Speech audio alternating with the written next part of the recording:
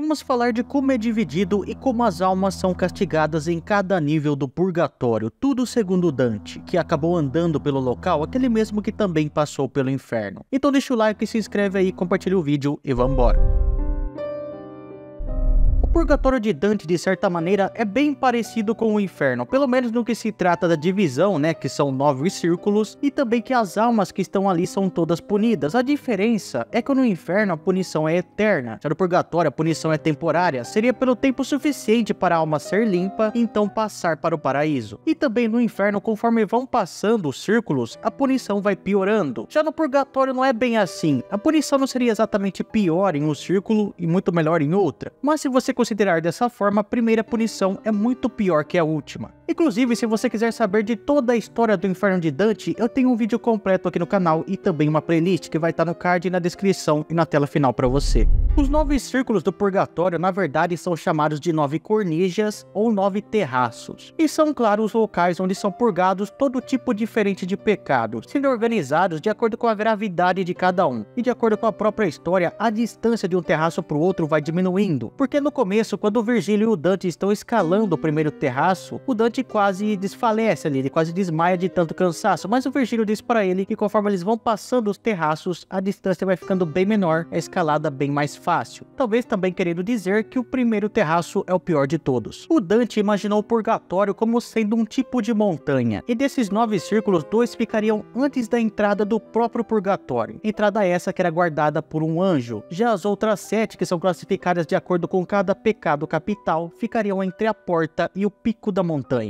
E lá no topo é onde ficaria o paraíso terrestre, ou também chamado de Jardim do Éden, que é separado do purgatório por uma parede de fogo. Toda alma pecadora que tenha se arrependido, independente do nível e da gravidade do que ela tenha feito, tem direito ao purgatório. Entretanto, se ela se arrependeu quando já não podia mais pecar, ela não pode entrar diretamente, tem que ficar esperando do lado de fora da porta de São Pedro. E essa espera pode durar muito mais do que a própria vida da pessoa. Diferente do paraíso e do inferno, toda a ideia do purgatório de Dante, dele ser uma montanha, etc., saiu da cabeça do próprio Dante. Isso porque o purgatório não é todo mundo que acredita. Nem mesmo nas escrituras fica muito claro isso. Tem sim algumas pessoas que usam alguns trechos da Bíblia para dizer que existe sim o purgatório, como é o caso, por exemplo, de Mateus 5:26. Em verdade te digo, de maneira nenhuma sairás dali enquanto não pagares o último centavo. Mas a ideia desse local mais tarde acabou sendo confirmada em certas obras de Santo Agostinho e passou a ser utilizada na Igreja Católica. A ideia de Dante é que o purgatório serviria como uma espécie de escada para o paraíso, sendo a ligação do plano terrestre com o plano divino. Chegar lá, porém, não é tão fácil assim, é muito difícil, bem diferente do inferno, que está sempre de portas abertas. A ideia da Igreja Católica é muito parecida com a ideia de Dante, onde o purgatório não seria uma punição, mas sim uma purificação das almas. E a alma até ficaria feliz em ir para o purgatório, porque ela até poderia sofrer um pouquinho, mas depois ficaria muito bem e iria para o paraíso. O purgatório não é uma área de provação, como seria a Terra, e nem é tão pouco assim um lugar que se tem uma segunda chance, pois a escolha entre o céu e o inferno só pode ser feita em vida. As almas que estão no purgatório irão para o céu mais cedo ou mais tarde. Antes de chegarmos aos terraços que são ligados aos 7 pecados capitais, a gente tem os 2 primeiros, que se chamam antipurgatório, porque claro, né, vem antes do purgatório. O primeiro terraço é destinado para aqueles chamados excomungados, aqueles que negaram a Santa Igreja. Quando Dante e o Virgílio chegam no purgatório, eles estão com um certo problema para chegar até o próximo terraço. Então eles resolvem parar algumas almas que estão por ali, e entre elas tem uma chamada Manfredo, que é o neto da Imperatriz Constância. Ele diz que quem nega a igreja e se arrepende bem depois, tem que ficar ali naquele local, aguardando por muito e muito tempo. Porém, esse tempo pode ser encurtado se tiver orações dedicadas a ele. Não há uma maldição que não possa ser anulada pelo eterno amor, enquanto ainda restar um fio de esperança. Mas quem morre tendo negado a Santa Igreja e só no fim se arrepende, tem que aguardar nesta encosta 30 vezes o tempo que passou a sua presunção, a não ser que tal decreto seja encurtado por boas preces. É assim que podes me fazer feliz revelando a minha filha Constância que me viste existe aqui, pois pelas orações dos que estão lá no mundo, muito tempo se ganha aqui. O segundo terraço se chama arrependimento tardio, ou seja, era dedicado para aqueles que demoraram muito tempo para se arrepender de seus pecados. E nessa parte tem vários tipos diferentes de alma. Tem, por exemplo, aqueles que não se arrependeram por falta de interesse ou por preguiça, como é o caso de uma alma achada por Dante, o Belekgwa, que segundo o próprio ele até tentou escalar para o próximo terraço e acessar o purgatório, só que ele foi impedido por um anjo. Tem também as almas que se arrependeram no exato momento de sua morte, e também aqueles que por algum trabalho ou por alguma ocupação também não se arrependeram. Todos ficam ali somente esperando. Depois que o Dante passou por esses dois terraços, ele se deitou em uma grama e dormiu um pouco. E quando ele acordou, ele estava em um local completamente diferente. Na frente de algumas escadas e bem em cima delas tinha uma porta. Segundo Virgílio, o Dante teria sido carregado por Santa Luzia até aquele local, que era a porta para o purgatório. Que a descrição é a seguinte: chegamos até o local que eu antes pensara ser uma rachadura na pedra. Lá, depois de 3 degraus de cores diversas, havia uma porta. No mais alto degrau estava um porteiro calado. Eu nunca consegui mirá-lo, pois o clarão que emanava de seu rosto me ofuscava brilhava tanto quanto o sol, que refletia na espada nua e firme em sua mão. O anjo perguntou onde estava a escolta de Dante, porque sem ela ele poderia acabar se arrependendo de entrar no purgatório. Mas o Dante falou da mulher que levou ele até ali, então o anjo permitiu que ele subisse os degraus. O primeiro deles era feito de mármore branco, o segundo era mais escuro e o terceiro era de um vermelho tão forte que parecia estar em chamas. O anjo desenhou 7 P's na testa de Dante e depois pegou 2 chaves, uma era de prata e uma de couro. Usando as duas, ele abriu a porta e desejou sorte ao Dante.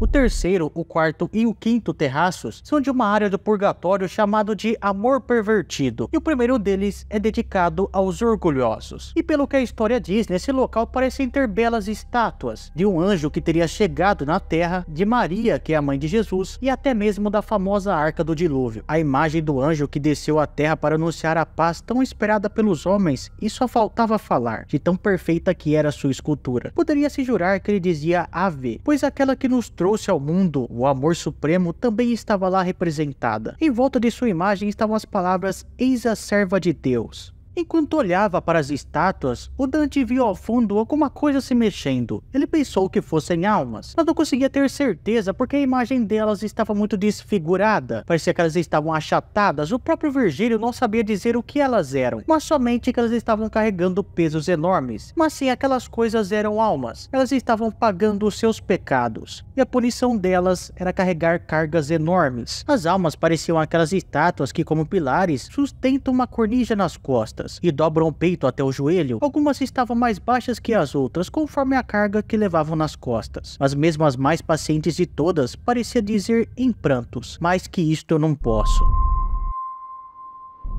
O quarto terraço era destinado aos invejosos, e nesta parte o Dante estava andando e não conseguindo ver muita coisa, até que ele escuta algumas vozes perdidas no ar. Já havíamos andado pela beirada mais ou menos 1 milha, quando ouvimos, mas não vimos, espíritos lançando no ar convites generosos. A primeira voz que passou voando disse alto: eles não têm vinho, e depois calou-se. Mas antes que os ecos da primeira voz cessassem, uma outra passou gritando: eu sou Orestes, e se foi também. Ao forçar um pouco os olhos, o Dante conseguiu achar os espíritos que estavam por ali. Eles estavam enrolados no que parecia ser um manto, que a cor era muito parecida com a cor da parede do penhasco. Se aproximando mais deles, o Dante começou a escutar as lamentações que eles faziam. Eles falavam coisas, por exemplo, como Maria, rogai por nós. Chegando mais perto ainda, o Dante quase ficou em choque. Ele percebeu que aquele manto que eles estavam vestindo era áspero, e eles estavam escorados na parede, cada um se apoiando e sofrendo no ombro do próximo. Eles mal conseguiam ver que o Dante estava ali, porque os olhos daqueles espíritos estavam costurados com algo que parecia ser um arame. Eles pareciam cobertos por túnicas ásperas, escorados na parede do precipício, cada um sofria no ombro do outro, e faziam lembrar os mendigos nas portas das igrejas, implorando por um pedaço de pão. E assim como o cego não pode ter a luz do sol, também as sombras de que falo não podiam ver luz alguma, pois as pálpebras estavam costuradas e fechadas com fios de arame. Achei que seria ultrajante falar com elas sem que elas pudessem me ver.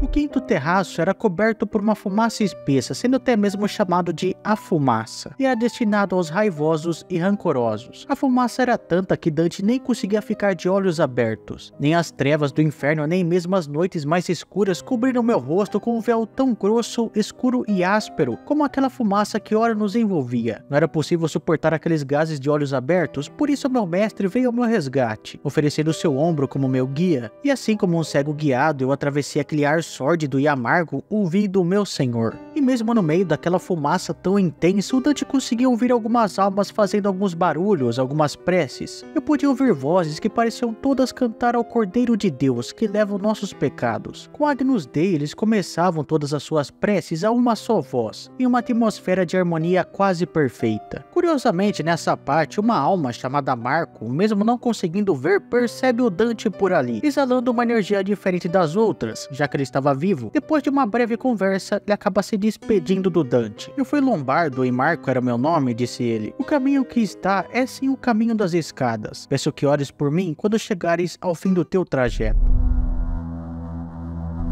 No sexto terraço chegamos no que seria o médio purgatório, que também é chamado de amor pervertido, e aqui ficam os preguiçosos. Aqui nessa parte da história, meio que o Dante e o Virgílio passam um certo tempo discutindo sobre o que seria de fato o amor, mas eu não vou entrar aqui em detalhes sobre isso. A parte que interessa mesmo é quando o Dante está deitado ali, quase pegando num sono, quando ele é atrapalhado por o barulho do que parece ser algumas almas se aproximando. E assim, vou ser sincero pra vocês que eu não entendi muito bem qual que é o castigo dessas almas, mas pelo que dá a entender, parece que elas estão sempre em movimento. Elas têm sempre que estar seguindo em frente e mostrando boa vontade, já que uma dessas almas conversa com Virgílio e diz o seguinte: ó gente, com que agudo fervor agora compensais talvez vossa antiga negligência e preguiça, mostrai-nos o caminho para que este homem que vive possa subir quando o dia chegar. Tais foram as palavras do meu guia. Respondeu-lhe um daqueles espíritos: segue atrás de nós e encontrarás o caminho. O nosso empenho em continuar nos impede que paremos, portanto nos perdoa se o nosso dever te parecer descortês. Eu fui abade de São Zeno em Verona, sobre o império do bom Barbarossa, que Milão ainda lamenta. Lá há um homem com um pé na cova, que em breve irá lamentar o poder que teve sobre o seu mosteiro, pois seu filho, mal nascido, mal da mente e do corpo, lá ocupará o lugar de pastor verdadeiro.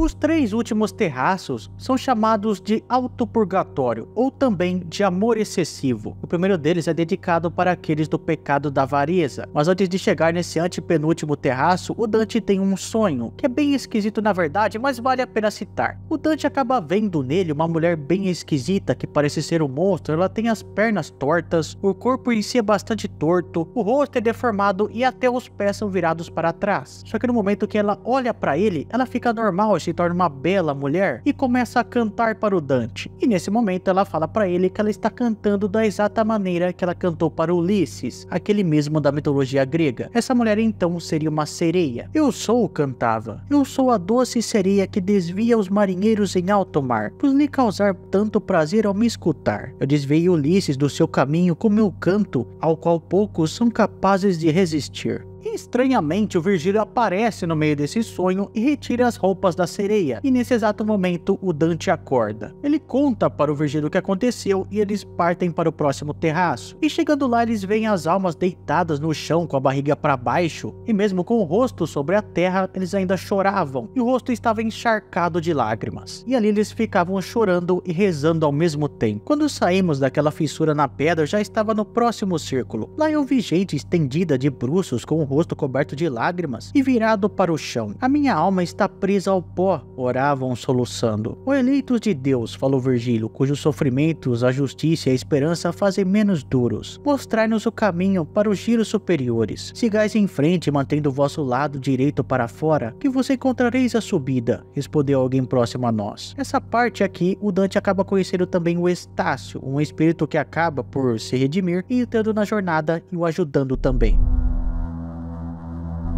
Bem, nessa parte o Dante foi seguindo o Estácio e também o Virgílio, e aconteceu algo bem curioso no caminho. E assim o hábito foi o nosso guia e prosseguimos sem hesitar com a concordância de Estácio. Os dois iam na frente e eu os seguia. Eles continuaram a conversar e só pararam quando chegamos em uma árvore repleta de frutos, cuja fragrância inundou o ar. Assim como o pinheiro se afila para cima, esta árvore se afilava para baixo para que ninguém pudesse alcançá-la, imaginei. Do lado onde fica a parede da montanha, uma água clara brotava das nascentes e banhava suas folhas mais altas. Quando os dois poetas finalmente chegaram à árvore, dela saiu uma voz gritando: "Este alimento a vós será negado." E depois, mas pensava Maria em como fazer o casamento com plenitude, que em sua boca, que agora vos responde. As antigas romanas estavam contentes, mesmo quando para beber só havia água. Daniel desprezou a comida, mas adquiriu o saber. A primeira era do homem foi bela como o ouro. A fome tornou os frutos saborosos. A sede fez o néctar fluir em todos os riachos. Mel e gafanhotos foram os alimentos de Batista no deserto. E por isso ele é aquela figura gloriosa que no evangelho vos é revelado. Resumindo então, as almas nesse círculo passavam fome e sede.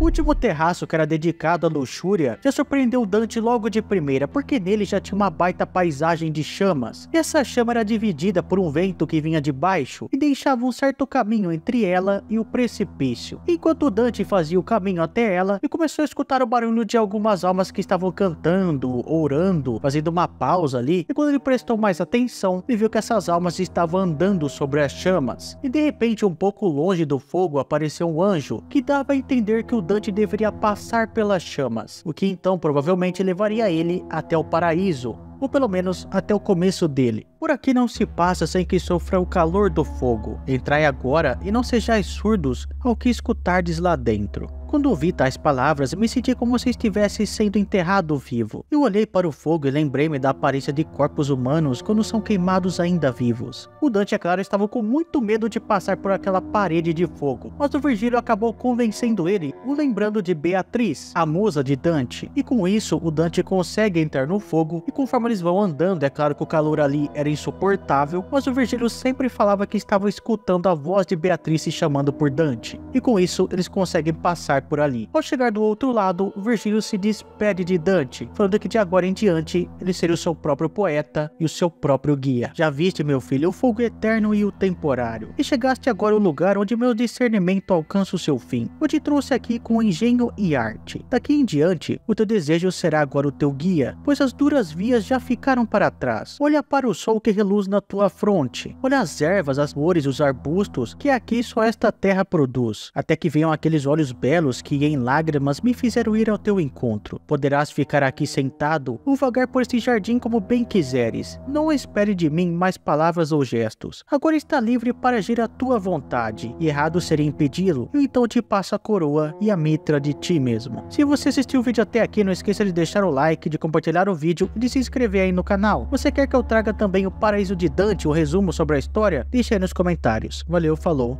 tchau.